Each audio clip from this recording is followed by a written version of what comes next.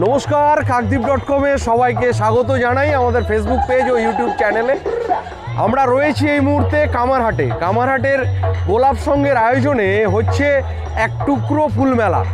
টুকরো ফুলমেলা কেন বললাম, তার সঙ্গে রয়েছে যেটা আপনি চান।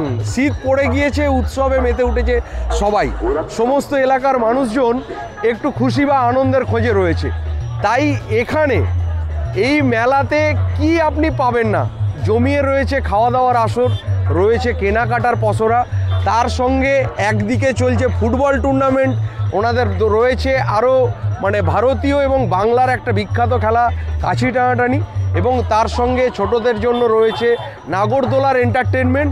আরও একটা লম্বা এলাকা জুড়ে ওনাদের আরও সহজভাবে আপনাদের লোকেশানটা বলি, একদম ঠিক গঙ্গাসাগর মেলার সময় লর্ড 8 বা নতুন রাস্তার আগে যে একটা বড় ধরনের বাস স্টপ করা হয়, তো সেখানেই এই আয়োজনটা করেছেন এই গোলাপ সংঘের কর্মকর্তারা। তো আপনাদেরকে টুকরোভাবে ঘুরিয়ে দেখাবো এই মেলার আনাচে কানাচে কি চলছে।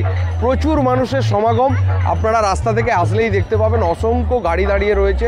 একটা বেশ ভালো জমকালো অনুষ্ঠান ওনারা অ্যারেঞ্জ করেছেন।